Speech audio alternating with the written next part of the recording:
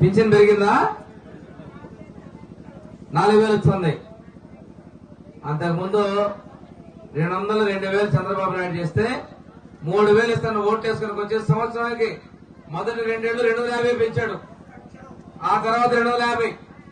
Election ముందు మన జనవరిలో 3,000 ఇస్తే మనం మార్చి నుంచి 4,000 ఇచ్చామమ్మా. మార్చి నుంచి 4,000 ఇచ్చాం.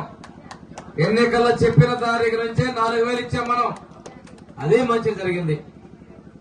తర్వాత 2014-15 ఇల్లు కట్టుకున్నారు. ఆ కట్టుకున్న ఇళ్ళకి బిల్లులే కొట్టాడమ్మా.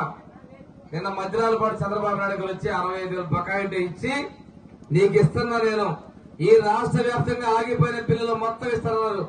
మన నియోజకవర్గంలో కూడా దాదాపుగా 48 కోట్ల బకాయిలు ఉన్నాయి. ప్రతి ఒక్కళ్ళకి ఇవ్వాల్సిన ఇంటి బకాయిలు మొత్తాన్ని కూడా ప్రభుత్వం చెల్లిస్తుంది. దాన్ని సర్వే చేశాం.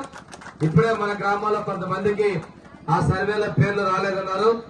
హౌసింగ్ కూడా ఎవరన్నారు ఇక్కడ? హౌసింగ్ అది కొంతమంది రాలేదన్నారండి. వాళ్ళు రాలేదని వాళ్ళందరూ అర్జీలు తీసుకొని చెక్ చేసేసేయండి. తర్వాత అమ్మా చదువుకున్న పిల్లలకు ఉద్యోగాలు ఇస్తామని చెప్పడమే కాకుండా తొలి సంతకాలు పెట్టి 16,340 మందికి ఉద్యోగాలకు డిఎస్సి ఇచ్చారు. ఆ ఇచ్చిన దానిలో చదువుకోవడానికి ఉద్యోగాలు ఇస్తూ దానికి కూడా ఉద్యోగానికి ఎస్సీ ఎస్టీలకి ఉద్యోగాలకి ఉచితంగా కోచింగ్ ఇస్తున్నాం. ఎస్సీలు 5,000, ఎస్టీలు 2,000, ఎస్సీలు 3,000, ఎస్టీలు 2,000, మొత్తం 5,000 మందికి 3 నెలల పాటు భోజనము వసతి ఏర్పాటు చేసి ఉచిత కోచింగ్ కూడా మన ప్రభుత్వం ఇస్తుంది. ఇదే కాదు తల్లి, ఈ రోజు రోడ్లు శంకుస్థాపన చేశా. 40 లక్షల రూపాయల రోడ్డుకి ఈ గ్రామాల్లో శంకుస్థాపన చేశా. 5 ఏళ్లలో అంత డబ్బులు ఇచ్చారు. ఒక్క రోడ్డు వేశారా? ఒక్క రోడ్డు వేశారా?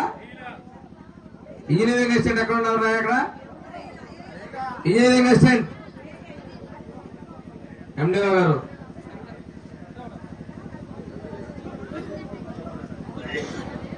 Engineering assistant